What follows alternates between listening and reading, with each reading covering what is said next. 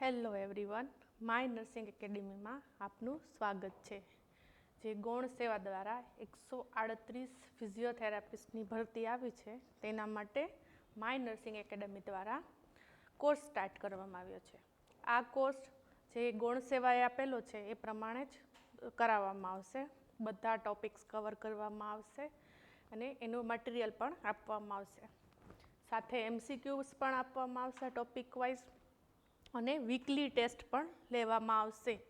આ exam computer base છે એટલે એ રીતે જ આમાં ટાઈમિંગ નર્સિંગ એપમાં ટાઈમિંગ પણ એ રીતે જ બતાવવામાં આવશે અને MCQનું રિઝલ્ટ પણ તરત આપવામાં આવશે જેવું તમે સબમિટ કરશો છો.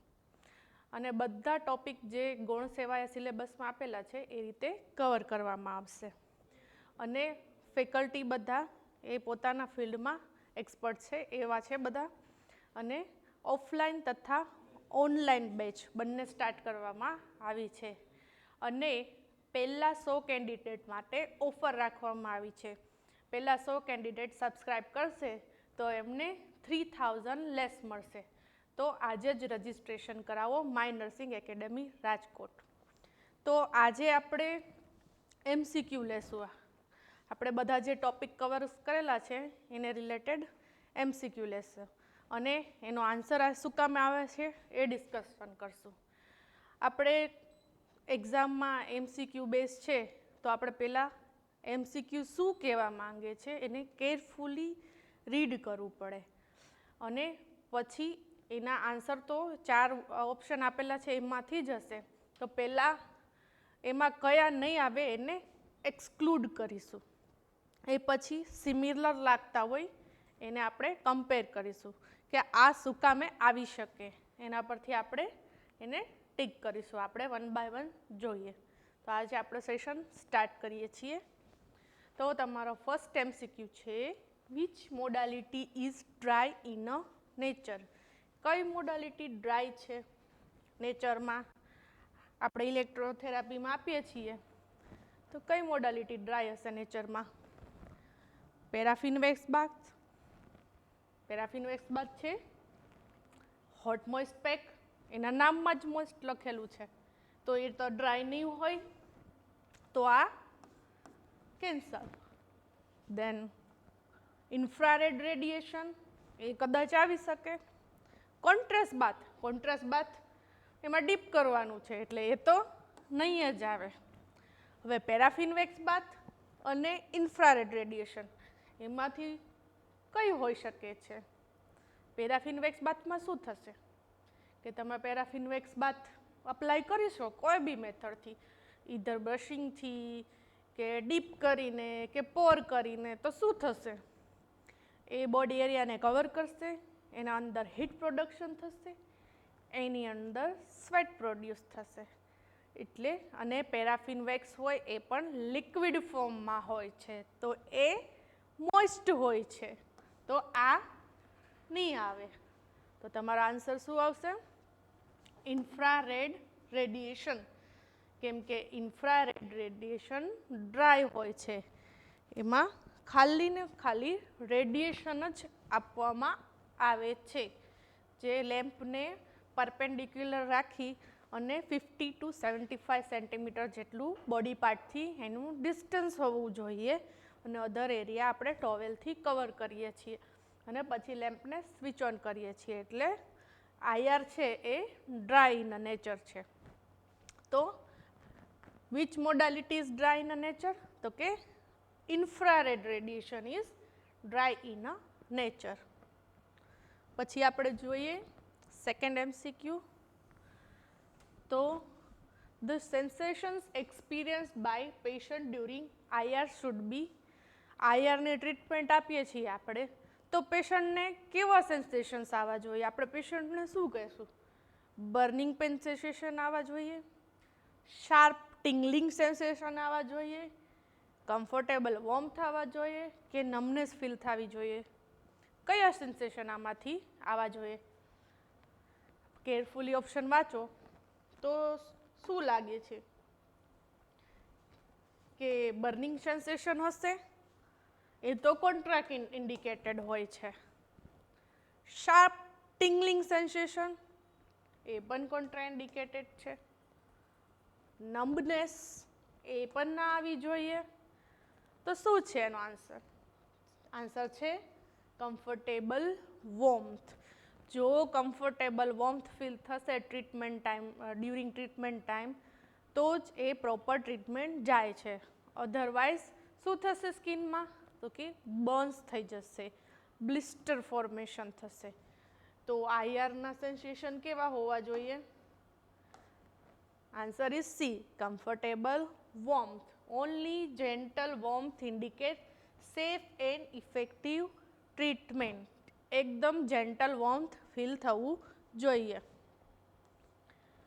નેક્સ્ટ એમસીક્યુ આપણે જોઈએ. UVR produces erythema mainly due to vasoconstriction, histamine release, muscle fatigue કે પછી રિડ્યુસ બ્લડ ફ્લો. શેનાથી ઇરિધમા પ્રોડ્યુસ થશે યુવીઆરમાં? વિચારો જોઈએ શું લાગે છે આમાંથી? શું લાગશે કે આમાંથી ઇરિધમા પ્રોડ્યુસ કરશે યુવીઆર? વાઝોકન્સ્ટ્રિક્શન થશે? તો કે નહીં. મોડાલિટી આપો.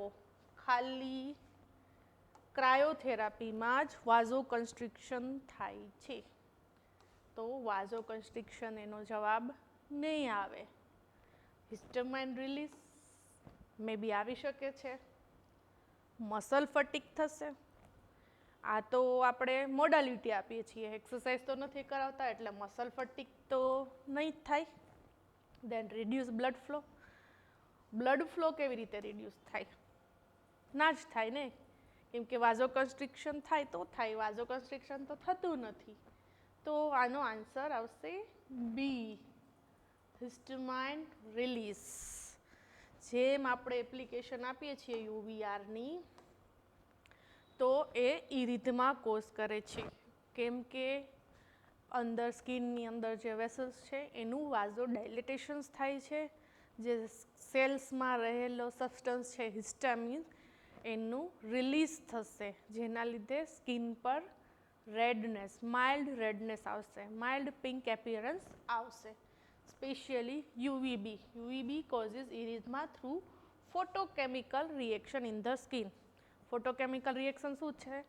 કે સ્કિન પર યુવીઆર પેનિટ્રેટ થશે, એની અંદર સેલ્સ છે એમાં ચેન્જીસ થશે, વેસલ્સનું વાઝોડાયલેટેશન થશે, બ્લડ ફ્લો ઇન્ક્રીઝ થશે, જેના લીધે જે અંદર રહેલું સબસ્ટન્સ છે હિસ્ટામાઇન એ રિલીઝ થશે ને એ સ્કિન પર રેડનેસ પ્રોડ્યુસ કરશે, ઇરિધમા પ્રોડ્યુસ કરશે. એને ફોટોકેમિકલ રિએક્શન પણ કહેવાય છે. બરાબર? એ પછીનું છે MCQ. Kromayer lamp is used for. હવે યુવીઆરમાં કયા કયા ટાઈપના જનરેટર્સ હોય છે? જો નેચરલ સોર્સ તો સન છે, સનમાંથી જ યુવીઆર પ્રોડ્યુસ થાય છે. પણ આપણે ક્લિનિકમાં થેરાપેટિક ઇફેક્ટ પ્રોડ્યુસ કરવા માટે આપણે કયા ટાઈપના જનરેટર્સનો યુઝ કરીએ છીએ કે જે યુવીઆરનું પ્રોડક્શન કરે? તો એમાંથી એક તો ક્રોમાયર લેમ્પ છે. ફર્સ્ટ છે high pressure vapour mercury lamp, Kromayer lamp, fluorescent tube and Theraktin tunnel. આ યુવીઆરનું પ્રોડક્શન કરે છે. તો ક્રોમાયર લેમ્પ શેના માટે યુઝ થાય છે?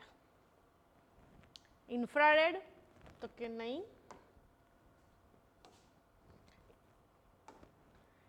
ઇન્ફ્રારેડમાં તો આવશે જ નહીં. હા, લોકલ યુવીઆર એપ્લિકેશન્સ આવી શકે. Laser therapy? No. Shortwave diathermy? No. તો આનો આન્સર છે યુવીઆર, જે મેં તમને સમજાવ્યું. ક્રોમાયર લેમ્પ એ યુવીઆરમાં યુઝ થાય છે અને લોકલ એરિયા પર આપણે આપી શકીએ છીએ. એનું મિકેનિઝમ શું છે કે ક્રોમાયર લેમ્પ છે એ વોટર કુલ્ડ લેમ્પ છે. એ લેમ્પની ફરતે ડિસ્ટિલ વોટરની ટ્યુબ હોય છે, જે હીટ પ્રોડક્શન થાય તો એને એબ્ઝોર્બ કરે છે અને આઈઆર પ્રોડ્યુસ થાય તો પણ એને એબ્ઝોર્બ કરે છે અને પ્યોરલી યુવીઆર જ, લોંગ વેવ યુવીઆર એમિટેટ કરે છે. તો આ લેમ્પને આપણે ડિરેક્ટલી જે તે એરિયા આપણે ટ્રીટ કરવું છે લોકલ એરિયા એને ડિરેક્ટલી આપણે સ્કિનના કોન્ટેક્ટમાં રાખીને ટ્રીટમેન્ટ આપી શકીએ છીએ. નેક્સ્ટ MCQ જોઈએ. In a high pressure mercury vapour lamp heat produced inside the burner causes some quartz to change into જે high pressure mercury vapour lamp છે શેમાં યુઝ થાય પહેલાં તો હમણાં જ મેં એક્સપ્લેન કર્યું તો કે યુવીઆરમાં જ વપરાય છે. High pressure mercury vapour lamp એ યુવીઆરનું જનરેટર છે. એમાં જે ટ્યુબ બનેલી હોય છે એ યુ શેપની હોય છે. આ રીતે યુ શેપમાં ટ્યુબ બનેલી હોય છે. અહીંયા મેટલ કેપ પ્રેઝન્ટ હોય છે ને અહીંયા ઇલેક્ટ્રોડ હોય છે અને આ એસી કરંટ સાથે જોઈન્ટ કરેલું હોય છે. તો હીટ પ્રોડક્શન અંદર થાય છે તો બર્નરની અંદર આ મટીરિયલ હોય ને ટ્યુબ જે એ ક્વાર્ટ્સની બનેલી હોય છે. આ છે high pressure mercury vapour lamp. આ મટીરિયલ ક્વાર્ટ્સનું બનેલું હોય છે. જો યુવીઆર પ્રોડક્શન થાય હીટ પ્રોડ્યુસ થાય તો આ મટીરિયલમાં શું ચેન્જીસ આવે છે? શું ચેન્જીસ આવવું જોઈએ? તો કે આર્ગન શું હોય છે? આર્ગન તો આમાં લો પ્રેશર ગેસ ભરેલો હોય છે તો એ ના આવે. આર્ગન ગેસ તો ઓલરેડી અંદર હોય જ છે પણ આપણે જોવું છે કે જે આ મટીરિયલ છે એમાં શું ચેન્જીસ થાય છે. પછી છે મર્ક્યુરી આવી શકે તો કે ન એમાં લિક્વિડ મર્ક્યુરીના મોલેક્યુલ્સ હોય છે. એમાં લિક્વિડ ફોર્મમાં મર્ક્યુરી હોય છે. ધેન સિલિકોન જેલ તો એમાં હોતી જ નથી. આ ઓપ્શન તો આવે જ નહીં. તો શું ટ્રાઇડ એમાઇટ આવે છે? યસ, આનો આન્સર છે ટ્રાઇડ એમાઇટ. જો રિપીટેડ એનું હીટિંગ થશે યુવીઆરનું પ્રોડક્શન થશે તો જે આ ક્વાર્ટ્સ મટીરિયલ છે એની અંદર સિલિકા એક ટાઈપની સિલિકા ફોર્મ થશે જે ટ્રાઇડ એમાઇટ છે એ ફોર્મ થશે જેના લીધે યુવીઆરનું પ્રોડક્શન લેસ થઈ શકે છે. તો આ ફોર્મ ના થવું જોઈએ એના માટે બીજા ટાઈપના જનરેટર ડેવલપ કરવામાં આવેલા છે. તો શું છે એનો answer? D. In a high pressure mercury vapour lamp the heat produced inside the burner causes some of the quartz to change to another form of silica. જેમ મેં એમ કીધું કે રિપીટેડ હીટિંગ થાય છે યુવીઆરનું પ્રોડક્શન થાય છે તો એ ક્વાર્ટ્સ મટીરિયલનું ચેન્જીસ કરી નાખે છે જે સિલિકામાં કન્વર્ટ થઈ જાય છે. એને ટ્રાઇડ એમાઇટ કહેવાય છે કે જે યુવીઆરનું જે રિપીટેડ થાય ને આ સિલિકા ફોર્મ થાય તો યુવીઆરનું પ્રોડક્શન લેસ થઈ જાય છે. ઓવર ધ ટાઈમ એને ચેન્જ કરવું પડે છે. નેક્સ્ટ આપણે જોઈએ minimal erythemal dose MED is defined as શું છે MEDની ડેફિનેશન જોઈએ આપણે ઓપ્શન્સ. તો કે શું આવશે? ઓપ્શન એ શું કહે છે? મેક્સિમમ ડોઝ ટોલરેટેડ એ આવે. Dose producing redness within 24 hours may be આવી શકે. Minimum dose producing erythema after 6 to 8 hours એ પણ આવી શકે. Dose causing blistering minimal erythemal ડોઝમાં બ્લિસ્ટરિંગ થાય છે? નથી થતું. મિનિમલ ઇરિથમલ ડોઝમાં બ્લિસ્ટરિંગ નથી થતું એટલે આ તો આવશે જ નહીં. મેક્સિમમ ડોઝ એ અહીંયા મેન્શન જ કરેલું છે મિનિમલ તો આ મેક્સિમમ ડોઝ તો હોય જ નહીં. હવે રહ્યા આ બે ઓપ્શન 24 hours 6 to 8 hours વાળું શું હોઈ શકે? Dose producing redness within 24 hours 24 hours તો છે નહીં તો શું છે કે MED છે એ 24 hours કે લેસ દેન 24 hours ડિસઅપિયર થઈ જાય છે. MED છે એ 24 અવર્સ કે લેસ દેન 24 અવર્સમાં ડિસઅપિયર થઈ જાય છે, અપિયર નથી થતું. તો આ તો આવશે જ નહીં. આન્સર શું આવશે? C, minimum dose producing erythema after 6 to 8 hours. તમે એકવાર UVR આપી દીધું પછી એ આપણે shape anterior aspect of forearm flexor આસ્પેક્ટમાં આપણે 4 શેપમાં આપણે એને ડોઝ આપીએ છીએ 30-30 સેકન્ડ. પણ જે શેપમાં 6 to 8 અવર્સમાં એ માઇલ્ડ પીક અપિયરન્સ પ્રેઝન્ટ થશે અને 24 અવર્સ કે વિધિન 24 અવર્સની અંદર એ ડિસઅપિયર થઈ જશે. એ છે મિનિમલ ઇરિથમલ ડોઝ. તો શું આવશે answer? C, minimal dose producing erythema after 6 to 8 hours. 6 to 8 hours પછી એ પ્રેઝન્ટ હશે અને 24 અવર્સમાં ડિસઅપિયર થઈ જશે. SWD produces heat due to. શેના લીધે SWD હીટ પ્રોડ્યુસ કરે છે? જોઈએ one by one. Chemical reaction, mechanical vibration, molecular oscillation and piezoelectric effect. શું આવી શકે આમાં? શું આપણે પહેલાં તો એક્સક્લુડ કરશું? પીઝોઇલેક્ટ્રિક ઇફેક્ટ એ તો અલ્ટ્રાસાઉન્ડમાં આવે છે એટલે તો આ તો આવશે જ નહીં. દેન કમ કેમિકલ રિએક્શન. SWDમાં કેમિકલ રિએક્શન થાય છે? ના, કેમિકલ રિએક્શન તો એમાં થતું નથી તો એ આવશે જ નહીં. હવે છે molecular oscillation and mechanical vibration. Vibration આવે છે SWDમાં? નહીં, વાઇબ્રેશન પ્રોડ્યુસ થતું નથી. તો આન્સર શું આવશે? Molecular oscillation. SWD produces heat due to molecular oscillation.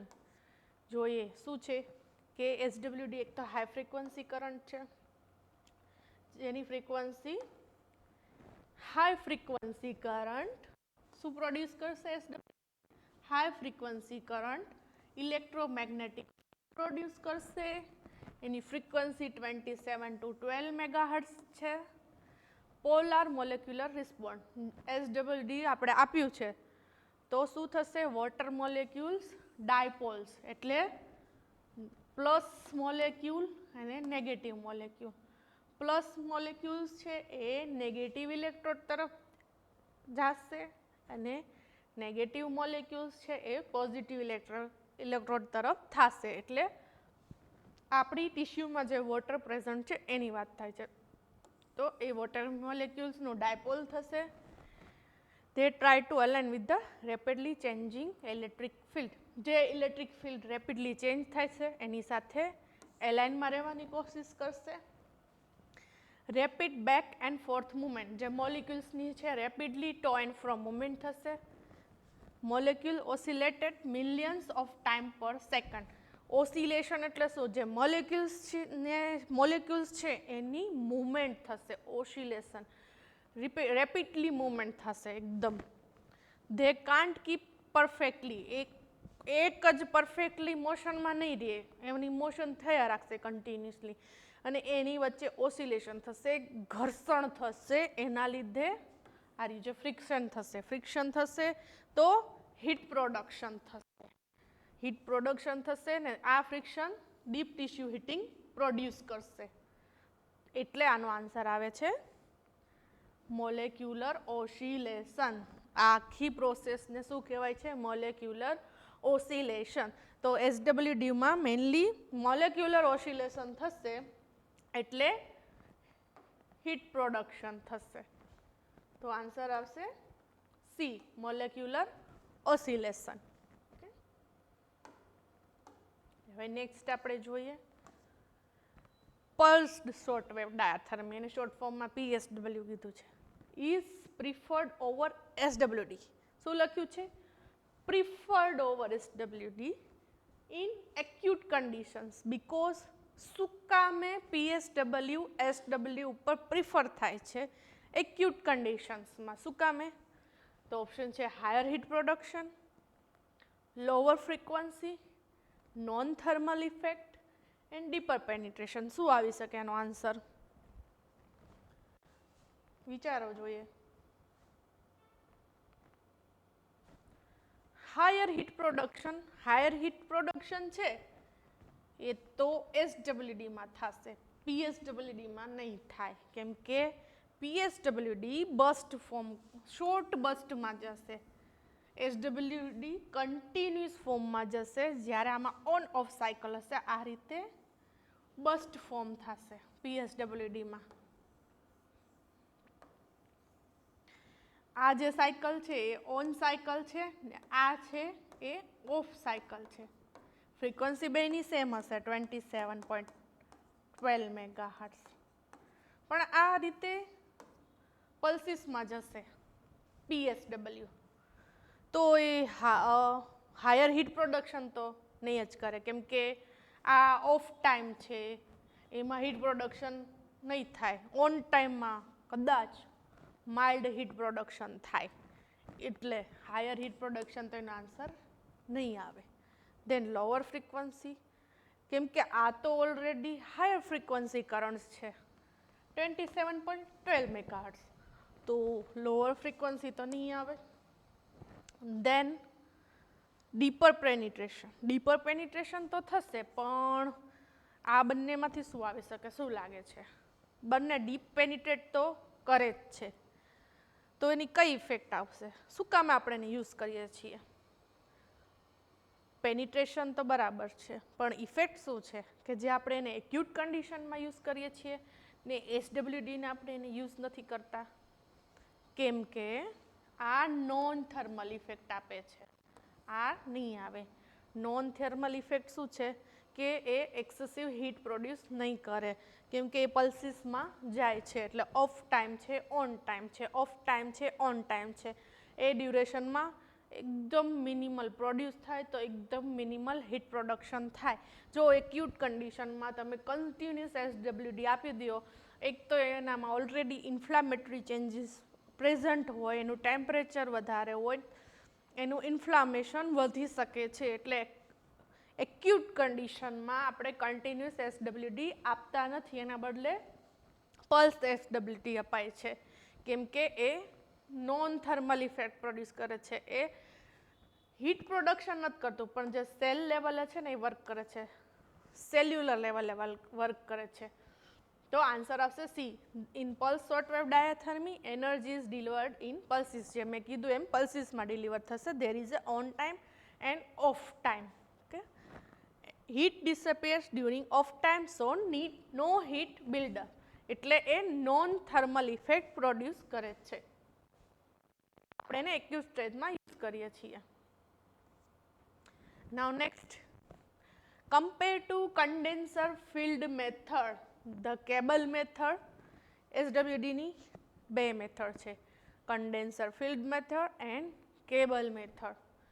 તો એ બે મેથડમાં કમ્પેરિઝન કરીએ તો શું થાય છે? Heat fat more, produces superficial heating, produces deep and more uniform heating, and is less effective. Compared to condenser field method, the cable method, condenser field method કરતા cable method શું કામે યુઝ કરી શકાય? શું છે ઓપ્શન? કે heat fat more, produces superficial heating, produces deeper and more uniform heating, and less effective. શું આવી શકે છે આન્સર? વિચારો જોઈએ. ઓ આવી, તો આન્સર શું આવશે? C. Cable method works by electromagnetic induction. Answer is C. Produces deeper, more uniform heating. Answer is C. તો શું કામે C આવે છે? The cable method works by electromagnetic induction. એમાં electromagnetic induction થશે. This induces eddy currents inside the tissue. ટીશ્યુની અંદર eddy currents form થશે. heat is produced within the tissue itself, not at the skin, એટલે deeper penetration થશે. એટલે cable method produces deeper and more uniform heating compared to condenser field method. Then primary reason paraffin wax can be applied at high temperature without burning skin.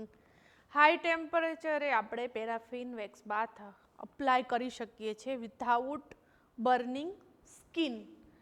શું કામે? Option જોઈએ one by one.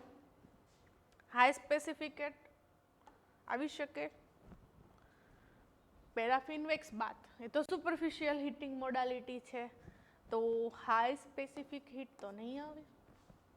Than comes law thermal conductivity, May be આવી શકે.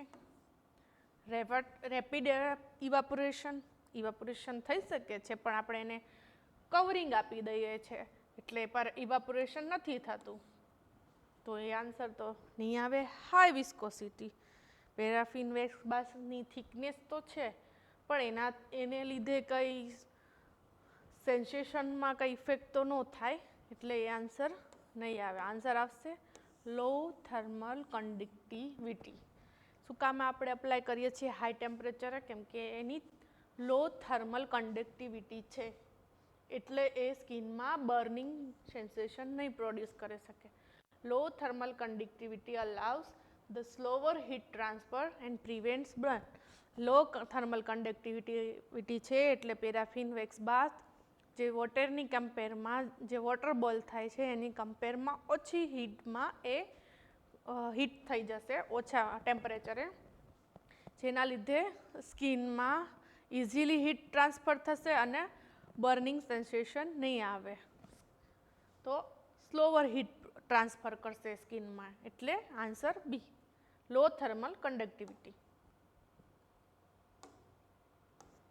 Then comes paraffin wax bath produces heat transfer mainly through, કઈ રીતે heat transfer થાય છે paraffin wax બાથથી બોડી ટિશ્યુમાં? Convection, radiation, conduction, evaporation. શું લાગે છે? આન્સર જોતા શું લાગે છે? ઓપ્શન્સ જોતા આ ત્રણ તો હીટના પ્રિન્સિપાલ તો છે, હીટ ટ્રાન્સફરના, પણ ઇવાપોરેશન તો નહીં આવે. ઇવાપોરેશન એટલે હીટ ત્યાંથી ઇવાપોરેટ થઈ જશે, જતી રહેશે, એ તો નહીં જ આવે. આ ત્રણ તો પ્રિન્સિપલ છે હીટ ટ્રાન્સફરના, તો એમાંથી શું લાગે છે, શું આવી શકે છે? કન્વેક્શન, રેડિયેશન કે કન્ડક્શન? પેરાફિન વેક્સ બાથમાં શું આવી શકે છે આન્સર આપણે જોઈએ. Answer is C. Direct contact between wax and skin transfer heat by conduction. Conduction principle શું કહે છે કે જ્યાં કુલર બોડી પાર્ટ છે ત્યાંથી જે હોટ વેક્સ છે એમાંથી હીટ ટ્રાન્સફર થશે સ્કિનમાં, જેના લીધે જે એરિયા છે એ પણ ગરમ થશે, હીટ થશે, તો એને કન્ડક્શન કહેવાય. કન્વેક્શનમાં શું આવે કે મોલેક્યુલર મૂવમેન્ટ થાય, કોઈ પણ જે સબસ્ટન્સ છે એની મોલેક્યુલર મૂવમેન્ટ થાય, મોલેક્યુલનું ઓસિલેશન થાય ને એના લીધે હીટ પ્રોડક્શન થાય, એ કન્વેક્શન.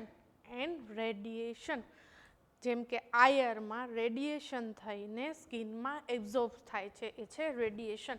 પણ પેરાફિન વેક્સ બાથમાં એ કન્ડક્શન થશે હીટનું, એટલે હીટ ટ્રાન્સફર થશે બોડી પાર્ટમાં by conduction. Then comes a distinguished feature of Bell's palsy compared to stroke. બાજુ બેલ્સ પાલ્સી છે ને સ્ટ્રોક છે, એ બેને કમ્પેર કરીએ તો એ કઈ રીતે એલિમિનેટ થાય કે આ સ્ટ્રોક છે કે બેલ્સ પાલ્સી છે? બાયલેટરલ ફેશિયલ વીકનેસ બેલ્સ પાલ્સીમાં હોય છે, bilateral facial weakness. Then forehead sparing, એટલે ફોરહેડ અફેક્ટેડ ના હોય.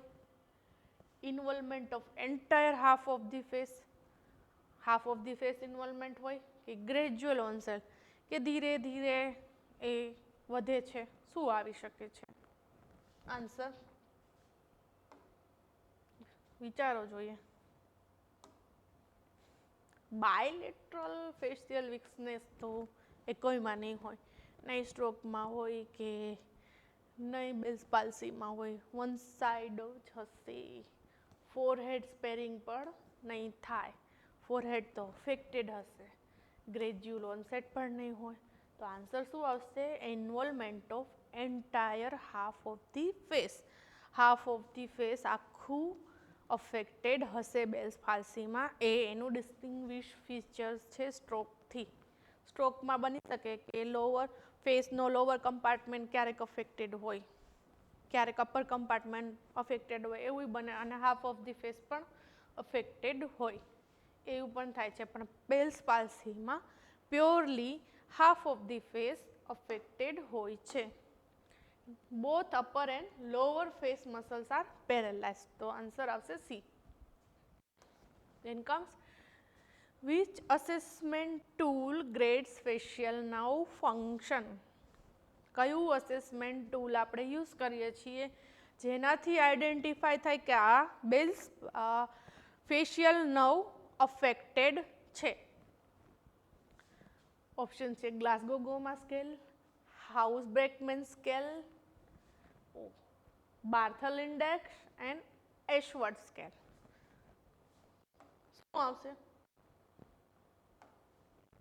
ગ્લાસગો ગોમા સ્કેલ. એ તો કોમા માટેનું છે, જે લખેલું જ છે કોમા માટે સ્કેલ યુઝ કરીએ છીએ, એટલે એ તો નહીં આવે. બાર્થલ ઇન્ડેક્સ એ પણ નહીં આવે. એશવર્ડ સ્કેલ એ પણ નહીં આવે. આવશે આન્સર બી, હાઉસ બ્રેકમેન સ્કેલ. એશવર્ડ તો સ્પાસ્ટિસિટી માટે આપણે યુઝ કરીએ છીએ. સ્પાસ્ટિસિટીના ગ્રેડિંગ્સ આમાં આપેલા હોય છે, એ આપણે એમાં યુઝ કરીએ છીએ. તો આન્સર આવશે હાઉસ બેકમેન સ્કેલ, જે ફેસની એસિમેટ્રી રેસ્ટ ઉપર કેટલી છે અને ફેશિયલ મસલ્સનું ફંક્શન્સ કેવું છે એના ગ્રેડિંગ આપેલા હોય છે 1 to 5. એના પરથી ખ્યાલ આવે છે કેટલું ઇન્વોલ્વમેન્ટ છે. તો answer is House Brackmann scale, assessment of facial palsy. Primary aim of physiotherapy in acute GBS is to acute GBS. GBS હજી થયું જ છે, તો એમાં પ્રાઇમરી ગોલ શું હશે ફિઝિયોથેરાપિસ્ટનું? શું હશે? કે increase muscle strength, improve endurance, prevent secondary complication and improve coordination. Patient bed ridden છે, તો એનો પ્રાઇમરી ગોલ શું હશે ફિઝિયોથેરાપિસ્ટનો? શું હોઈ શકે છે? મસલ સ્ટ્રેન્થ તો આપણે ઇન્ક્રીઝ કરવી છે, પણ હજી પેશન્ટ કમ્પ્લીટ ફ્લેસિડ પેરાલાઇઝ છે, તો ડાયરેક્ટલી આપણે એની મસલ સ્ટ્રેન્થ કેવી રીતે ઇમ્પ્રૂવ કરશું? મુવમેન્ટ જ નથી તો એ તો ના આવે. એ આવે પણ લેટલ સ્ટેજમાં આવે, એક્યુટ સ્ટેજમાં તો ના આવે. તો આ આવશે રિકવરી સ્ટેજમાં, જ્યારે પેશન્ટને મસલની સ્ટ્રેન્થની જરૂર હશે ત્યારે આવશે રિકવરી સ્ટેજમાં. એન્ડ્યુરન્સ પણ કેવી રીતે કરશો?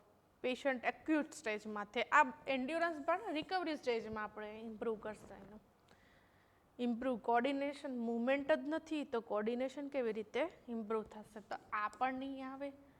તો શું આવશે primary goal? Prevent secondary complications. Acute સ્ટેજમાં બેડ રિટર્ન છે, ફ્લેસિડ પેરાલિસિસ છે, પેશન્ટની મુવમેન્ટ નથી, તો ફિઝિયોથેરાપિસ્ટના પ્રાઇમરી ગોલ શું હશે? કે એનું સેકન્ડરી કોમ્પ્લિકેશન ડેવલપ ન થાય એ હશે. Early physiotherapy focuses on contractures, pressure sores and other complication. પેશન્ટને પ્રેશર સોર્સ ડેવલપ ન થાય, કોન્ટ્રેક્ચર ફોર્મ ન થાય, એના માટે આપણે પહેલાં passive range of motion start કરશું.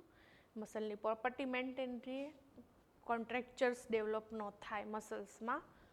દેન પ્રેશર સોર્સ ના થાય એના માટે પ્રોપર પોઝિશનિંગ આપશું.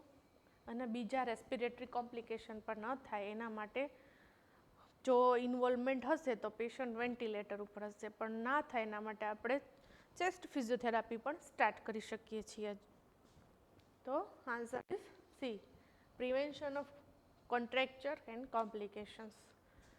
Which stage of GBS allow gradual strengthening exercise?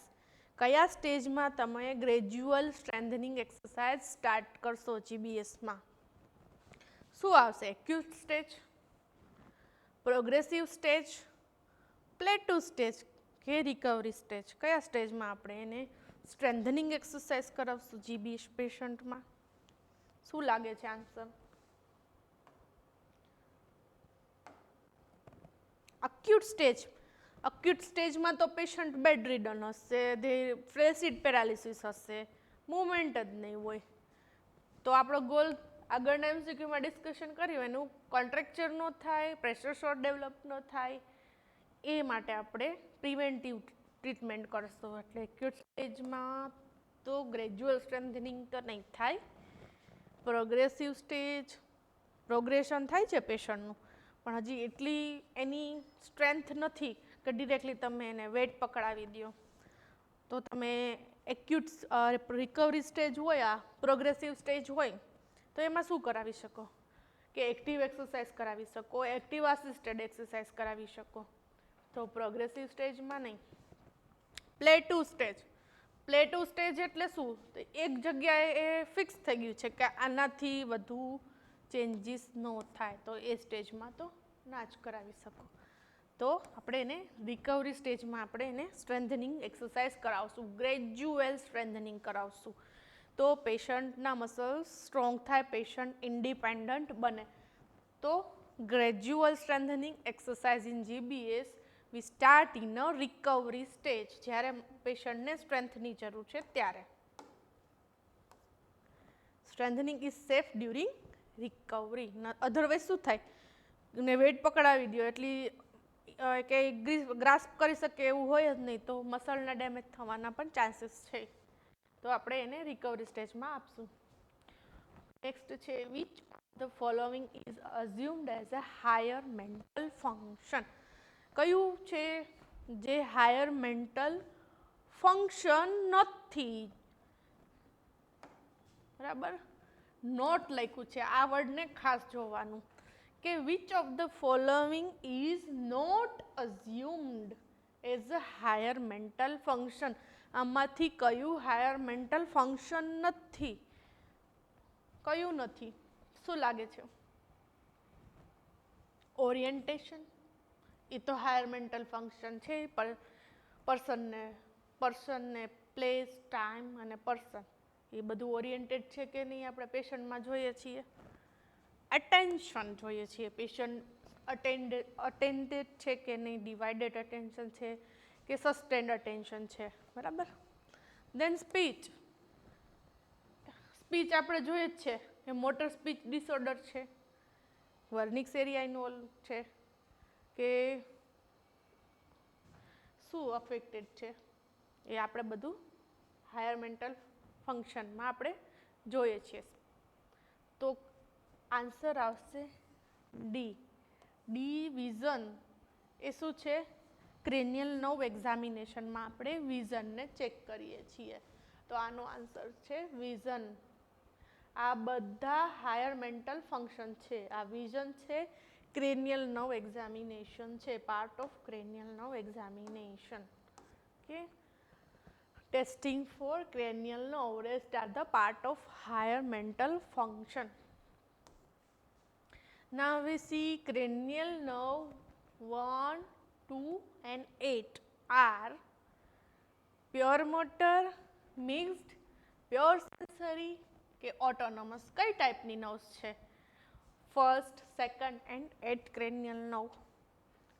આપણે 12 પેર ઓફ cranial nerve છે, એમાં અમુક નર્વ્સ મિક્સ છે, એટલે બંને હોય, મોટર હોય, સેન્સરી હોય અને પેરાસિમ્પેથેટિક ફાઇબર્સ પણ હોય.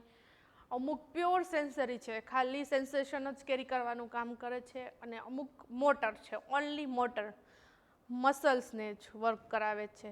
તો ફર્સ્ટ, સેકન્ડ એન્ડ 8 ક્રેનિયલ નર્વ એ કઈ ટાઈપની નર્વ છે? તો એ છે પ્યોર સેન્સરી નર્વ, એ પ્યોર સેન્સરી નર્વ છે. ઓલ્ફેક્ટરી જે સ્મેલ સૂંઘવાનું કામ કરે છે. ઓપ્ટિક વિઝન માટે કામ કરે છે, જોઈ શકીએ છીએ આપણે, એનું એનાલિસિસ કરી શકીએ છીએ. એન્ડ વર્સ્ટિબ્યુલો કોક્લિયર નર્વ જે હિયરિંગનું કામ કરે છે. તો એ બધા આ સેન્સેશનને કેરી કરે છે. તો they are pure sensory nerve. Next, in flaccid stage of stroke, physiotherapy should be focused on acute stage છે, flaccid stage છે. એમાં ફિઝિયોથેરાપી શેના પર ફોકસ કરે છે? તો રેઝિસ્ટિવ એક્સરસાઇઝ એક્યુટ સ્ટેજમાં આવે. Proper positioning and passive range of motion, weight bearing and PNF diagonal pattern. શું આવશે ઓપ્શન? એક્યુટ સ્ટેજ છે, ફ્લેસિડ સ્ટેજ છે સ્ટ્રોકનો, એમાં શું આવે? ફિઝિયોથેરાપિસ્ટને શું ફોકસ કરવું જોઈએ, શું લાગે છે?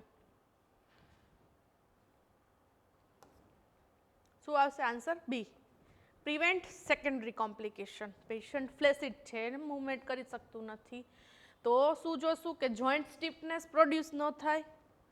સેકન્ડરી કોમ્પ્લિકેશન આપણે પ્રિવેન્ટ કરવા છે, તો જોઈન્ટ સ્ટીફનેસ થઈ શકે છે. તો જોઈન્ટ સ્ટીફનેસ ન થાય તો પેસિવ રેન્જ ઓફ મોશન આપણે કરાવશું પેશન્ટને. કોન્ટ્રેક્ચર્સ ફોર્મ ન થાય એના માટે પ્રોપર પોઝિશનિંગ આપશું. સબલેક્ઝેશન ન થાય કેમ કે મસલ્સ વીક હશે એટલે શોલ્ડરના સબલેક્ઝેશન થવાના ચાન્સીસ છે. પેશન્ટને ના થાય એના માટે આપણે સપોર્ટ આપશું શોલ્ડરને. પ્રેશર સોર્સ ડેવલપ ન થાય એટલે રેગ્યુલર રીપોઝિશનિંગ કરાવશું. એટલે ફ્લેસિડ સ્ટેજમાં આપણે proper positioning and passive range of motion exercise કરાવશું. Neglect syndrome is commonly seen. Neglect syndrome ક્યારે જોવા મળે? Left hemisphere stroke, right hemisphere stroke, cerebral stroke કે બ્રેન સ્ટ્રીમ સ્ટ્રોક? કયા એરિયામાં સ્ટ્રોક આવે તો નિગ્લેક્ટ સિન્ડ્રોમ જોવા મળે છે? શું હશે આનો આન્સર? જોઈએ, answer is B, right hemisphere stroke. શું કામે રાઇટ હેમિસ્ફિયર સ્ટ્રોકમાં નિગ્લેક્ટ સિન્ડ્રોમ જોવા મળે છે? Right hemisphere dominance for attention. Right hemisphere એ ડોમિનન્ટ હેમિસ્ફિયર છે એટેન્શન માટે. Right parietal lobe controls attention to both left and right space. Right parietal lobe બંને side, right side and left side બંને side અટેન્શનને control કરે છે. Left hemisphere mainly to right only. Left છે એ ખાલી રાઇટ સાઈડનું જ કંટ્રોલ કરે છે, પણ રાઇટ સાઈડ છે એ ડોમિનન્ટ હેમિસ્ફિયર છે અને એ બંને સાઈડનું રાઇટ અને લેફ્ટનું અટેન્શન કંટ્રોલ કરે છે. તો લીઝન થાય ત્યાં રાઇટમાં તો શું થાય? Right parietal or temporal parietal damage to patient ignores left side. Left side એ ઇગ્નોર કરશે પેશન્ટ. લેફ્ટ હેમિસ્ફિયર લીઝન હશે તો નિગ્લેક્ટ રેરલી થશે, કેમ કે લેફ્ટ ખાલી રાઇટને જ કંટ્રોલ કરે છે પણ રાઇટ બંને સાઈડને કંટ્રોલ કરે છે. Rarely occurs. Right side still get attention. Right સાઈડમાં અટેન્શન હજી હશે, પણ જો રાઇટ હેમિસ્ફિયર ડોમિનન્ટ હેમિસ્ફિયરમાં સ્ટ્રોક હશે તો એ લેફ્ટ સાઈડને કમ્પ્લીટલી નિગ્લેક્ટ કરશે. તો આન્સર આવશે એનો B, right hemisphere stroke. A patient has a difficulty with rapid alternating movement. Alternating movementમાં પેશન્ટને ડિફિકલ્ટી છે while performing neurological testing. The best term to describe this specific impairment is, પેશન્ટને rapid alternating movement કરવામાં problem છે જ્યારે આપણે neurological test કરીએ છીએ તો એને શું કહેવાય? એટેક્સિયા, ડિસ્મેટ્રિયા, ડિસઆર્થ્રિયા કે ડિસડાયડોકાઇનેશિયા શું હોઈ શકે છે? ને રેપિડ અલ્ટરનેટિંગ મૂવમેન્ટમાં પ્રોબ્લેમ છે તો એ કેવા પેશન્ટમાં જોવા મળે છે? શું હોઈ શકે? પહેલાં આનો આન્સર આપણે જોઈએ કે એ શું પ્રોબ્લેમ હોઈ શકે છે. તો એનો આન્સર છે ડી, ડિસડાયડોકાઇનેશિયા. ડિસડાયડોકાઇનેશિયા શું છે કે rapid alternating movement patient perform નહીં કરી શકે. ધારો કે રેપિડલી આપણે સુપિનેશન પ્રોનેશન એને ફાસ્ટ કરવાનું કહેશો તો એ નહીં કરી શકે, તો ખાલી ક્લેપ કરે એવું પણ બને. તો એ છે ડિસડાયડોકાઇનેશિયા. હવે ડિસડાયડોકાઇનેશિયા કયા પેશન્ટમાં જોવા મળે છે? કયા પેશન્ટમાં પ્રોબ્લેમ હોઈ શકે છે? એ પણ એમસીક્યુમાં પૂછી શકે છે. આ એક એમસીક્યુ આમાં જ થઈ ગયો. તો ડિસડાયડોકાઇનેશિયા પાર્કિન્સન પેશન્ટમાં જોવા મળે છે,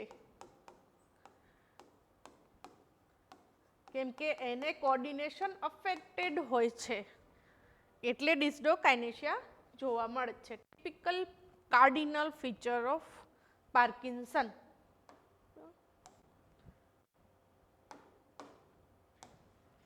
Dysdokinesia is an impairment specially involving rapid alternating movement such as a pronation and supination one hands quickly. અને એ પાર્કિન્સન પેશન્ટમાં આપણને જોવા મળે છે. Then comes primary difference between orthosis and prosthesis is that શું છે પ્રોસ્થેસિસ અને શું છે ઓર્થોસિસ? એ પહેલાં આપણને ક્લિયર હોવું જોઈએ. આન્સર આપણે એના ઓપ્શન્સ જોઈએ. બોથ સપોર્ટ્સ જોઇન્ટ્સ, બેઝ જોઇન્ટને સપોર્ટ કરે છે. Orthosis replaces body part, orthosis body પાર્ટને રિપ્લેસ કરે છે. Prosthesis replaces missing part, prosthesis એ મિસિંગ પાર્ટ જે બોડી પાર્ટ મિસિંગ છે એને રિપ્લેસ કરે છે. બોથ આર ઇન્ટરનલ ડિવાઇસ, કે બે ઇન્ટરનલ ડિવાઇસ છે. શું આન્સર આવી શકે છે? થિંક. પ્રોસ્થેસિસ એન્ડ ઓર્થોસિસ, એ બંનેનો ડિફરન્સ ખ્યાલ હોવો જોઈએ.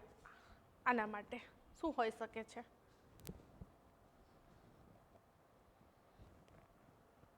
શું આવશે answer? Prosthesis replaces missing body part. જે પાર્ટ છે જ નહીં એનું જગ્યા પ્રોસ્થેસિસ લેશે. જોઈએ આપણે description. Prosthesis replaces missing body parts where orthosis supporting existing structure.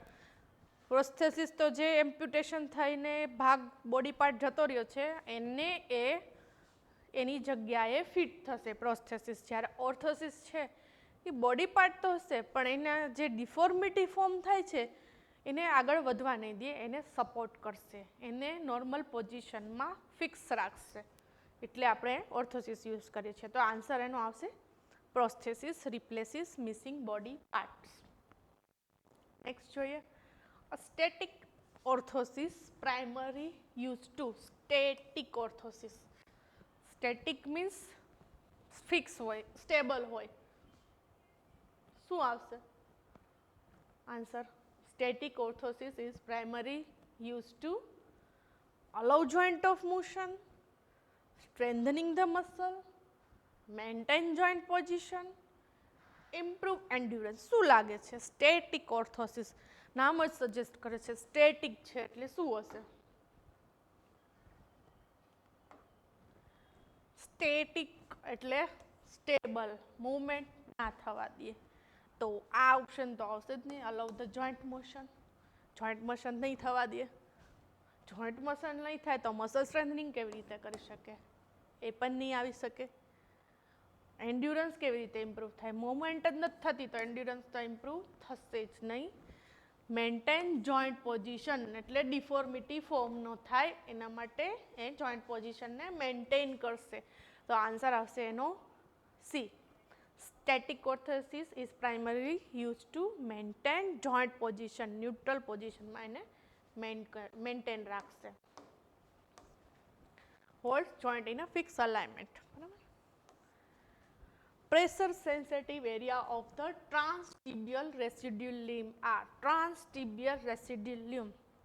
Transtibial residual limb એટલે transtibial amputation કરેલું છે. એમાં શું હોય કે જે એમ્પ્યુટેશન છે એ બિલો ની જોઈન્ટ હોય છે. ની જોઈન્ટની નીચેથી એનું એમ્પ્યુટેશન થાય છે, એને ટ્રાન્સટિબિયલ એમ્પ્યુટેશન કહેવાય. અને જે એમ્પ્યુટેશન થયા પછી જે બોડી પાર્ટ રહે છે એને રેસિડ્યુઅલ લિમ્બ કહેવાય, રિમેનિંગ પાર્ટ હોય એને. તો pressure sensitive area of the transtibial residual limb are કયા હોઈ શકે છે? ફિબ્યુલર હેડ એન્ડ નેક, પટેલર ટેન્ડન, મીડિયલ ટિબિયલ પ્લેટુ, ટિબિયલ એન્ડ ફિબ્યુરલ શાફ્ટ. શું હોઈ શકે? આ પ્રેશર સેન્સિટિવ એરિયા શેના માટે છે? પહેલાં તો કે એમ્પ્યુટેશન થઈ ગયું છે, હવે બોડી પાર્ટ જ મિસિંગ છે, તો એની જગ્યા પ્રોસ્થેસિસ લે છે. પ્રોસ્થેસિસમાં રેસિડ્યુઅલ લ્યુમને ફિટ કરવો છે તો એના અમુક એરિયા હોય જ્યાં પ્રેશર ના આવવો જોઈએ. જો એ પ્રેશર આવે તો એ એરિયા પર પ્રેશર આવશે તો કાં તો મસલ ડેમેજ થશે કાં તો નર્વ ડેમેજ થશે. તો એ એરિયા સિવાય જ્યારે રેસિડ્યુઅલ લિમ્બ સોકેટની અંદર ફિટ થાય છે ત્યારે અમુક એરિયા પર પ્રેશર આવે છે જે વેઇટને બેર કરી શકે. તો એમાંથી કયા હશે વેઇટ બેરિંગ એરિયા અને કયું સેન્સિટિવ એરિયા છે એ પૂછ્યું છે. શું લાગે છે ટ્રાન્સટિબિયલ એમ્પ્યુટેશનમાં શું આવશે આન્સર? આપણે જોઈએ. The answer is A. Pressure sensitive area of transtibial residual limb are fibular head and neck. ફિબ્યુલાનો હેડ ને નેક એ પ્રેશર સેન્સિટિવ એરિયા છે કેમ કે ત્યાં નર્વ વાઇન્ડ થાય છે. જો એ એરિયા પર કોન્સ્ટન્ટ પ્રેશર આવે તો નર્વ ડેમેજ થવાના ચાન્સીસ છે, એટલે એ એરિયા પર પ્રેશર ના આવવું જોઈએ. Others are weight bearing area. આ જે છે પટેલર ટેન્ડન છે, મીડિયલ ટિબિયલ પ્લેટુ છે, ટિબિયોફિબ્યુલર શાફ્ટ છે, ત્યાં વેઇટ આવે તો કંઈ ડેમેજ નહીં થાય. એટલે લિમ્બ એવી રીતે સોકેટમાં ફિટ થવું જોઈએ કે આ એરિયા પર જ પ્રેશર આવવું જોઈએ, આ એરિયા પર પ્રેશર ના આવવું જોઈએ. જો પ્રેશર આવે તો નર્વ ડેમેજ કે મસલ ડેમેજ થાય. Then comes Dennis Brown splint is used in a Dennis Brown splint. સ્પ્લિન્ટ છે એટલે એક ટાઈપનું ઓર્થોસિસ છે. શેમાં યુઝ થાય છે? હિપ ડિસ્લોકેશનમાં. સીટીવી. સીટીવી શું છે ખ્યાલ છે? કન્જેનિટલ ટેલિપસ ઇક્વાઇનો વારસ.